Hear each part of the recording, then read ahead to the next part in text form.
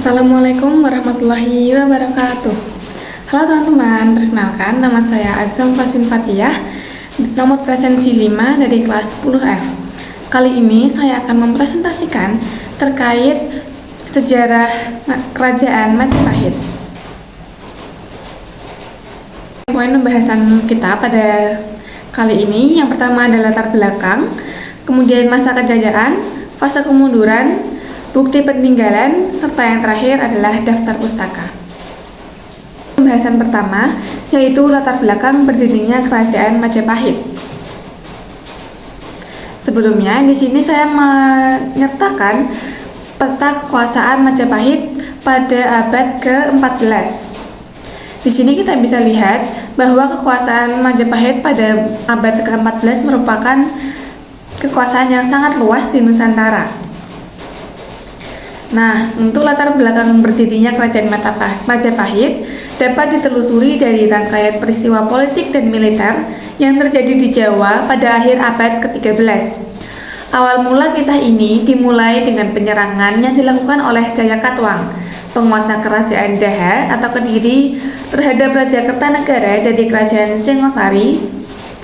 Kertanegara yang merupakan raja terakhir Singosari tewas dalam pertempuran tersebut. Kekalahan ini tidak hanya mengakhiri kekuasaan Singosari, tetapi juga memicu serangkaian peristiwa yang melahirkan kerajaan Majapahit. Setelah kekalahan Kertanegara, Dyah Wijaya yang merupakan menantu Kertanegara dan salah satu pemimpin dalam pertempuran, bersama dengan pasukannya melarikan diri ke Sumenep, Madura. Di sana, Dyah Wijaya bersekutu dengan Bupati Wiraraja. Bersama-sama, mereka merencanakan strategi untuk membalas dendam terhadap Jayakatwang.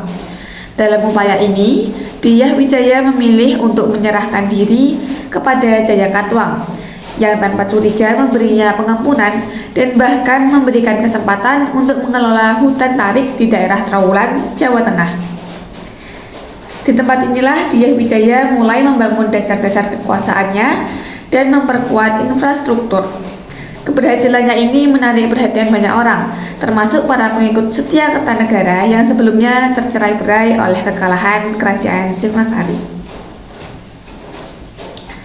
Pada tahun 1293, sekitar 10.000 pasukan Tartar dari Mongolia yang dipimpin oleh Shishpi, Ikemese, dan Kausing datang ke Singosari untuk berbalas dendam kepada Kertanegara yang telah melukai Mengci, sekaligus untuk meruntuhkan Singosari.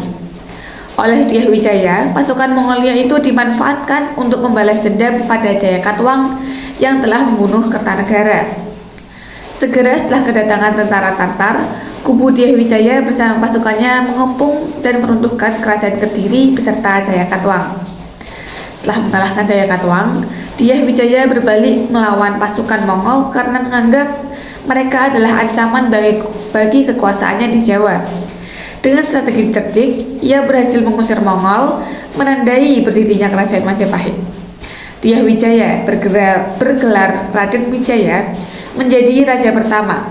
Majapahit berkembang menjadi kerajaan besar, mencapai puncak kejayaan di era Hayam Wuruk dan Gajah Mada.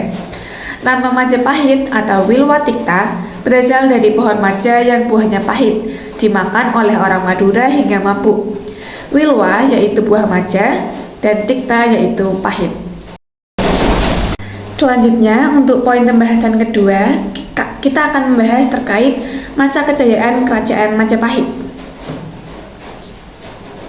Di sini kita dapat melihat urutan-urutan raja-raja kerajaan Majapahit, dimulai dari Dyah Wijaya, Jayanegara, Tribhuwana, Wijaya Tunggadewi, Hayam Wuruk, Wikramawardhana, Sri Suhita, Raja Sawardhana, Girishawardhana, Singhawikramawardhana, Bhrekertabumi, Girindrawardhana Dyah, Rana Wijaya. Nah, untuk masa kejayaan pada kerajaan Majapahit, di bawah Hayam Wuruk dan Gajah Mada, Majapahit mencapai puncak kejayaannya, menguasai hampir seluruh Nusantara. Dengan stabilitas politik, kekuatan militer, dan kemajuan ekonomi, Majapahit menjadi pusat perdagangan regional dan simbol kemakmuran, didukung oleh prinsip Bhinneka Tunggal Ika. Poin yang pertama yaitu ekspansi wilayah dan dominasi maritim. Di bawah kepemimpinan Hayam Wuruk dan Mahapatih Gajah Mada, Kerajaan Majapahit mencapai puncak kejayaannya dengan memperluas wilayah kekuasaannya hingga mencakup hampir seluruh Nusantara. Wilayah kekuasaannya meliputi Sumatera, Semenanjung Malaya, Kalimantan, Sulawesi, Kepulauan Nusa Tenggara, Maluku, Papua, Tumasik atau Singapura, dan sebagian Filipina. Majapahit juga menjadi kekuatan maritim terbesar di Asia Tenggara dengan armada laut yang kuat, termasuk kapal perang utama bernama Jong. Armada ini mampu mengamankan rute perdagangan dan mempertahankan dominasi Majapahit di perairan regional. Poin yang kedua, stabilitas politik dan keamanan. Majapahit menikmati stabilitas politik yang tinggi selama pemerintahan Raja Hayam Wuruk. Tidak ada pemberontakan internal ataupun ancaman eksternal yang signifikan. Berkat kebijakan keamanan yang efektif, pasukan Bhayangkara, pasukan elit Majapahit, memainkan peran krusial dalam menjaga keamanan dalam negeri. Poin yang ketiga, kemajuan ekonomi dan perdagangan. Majapahit menjadi pusat perdagangan regional yang makmur, mengekspor komoditas seperti beras, lada, rempah-rempah, kayu cendana, dan intan. Hubungan dagang yang erat dengan kerajaan tetangga seperti Thailand, Malaysia, dan India Selatan memperkuat posisi ekonomi dan politik Majapahit. Sistem ekonomi yang dinamis termasuk penggunaan mata uang logam memudahkan transaksi dan standarisasi nilai barang. Poin yang keempat yaitu kepemimpinan militer dan inovasi. Gajah Mada sebagai Mahapatih memainkan peran sentral dalam strategi militer dan operasi intelijen. Bersama Empu Nala yang ahli dalam pertahanan laut, mereka menciptakan sinergi yang memperkuat kekuatan darat dan laut Majapahit. Inovasi teknologi militer seperti pengembangan senjata cetbang atau meriam meningkatkan kapabilitas pertahanan kerajaan.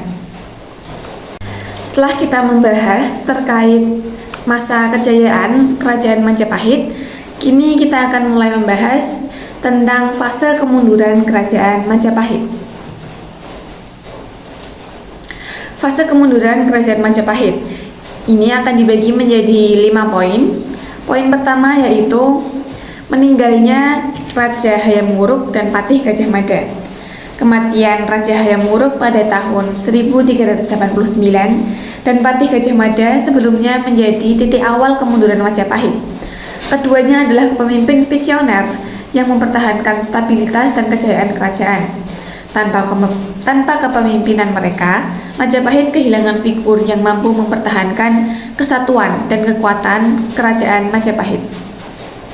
Poin yang kedua yaitu terjadinya perang saudara atau biasa disebut perang Parekrek.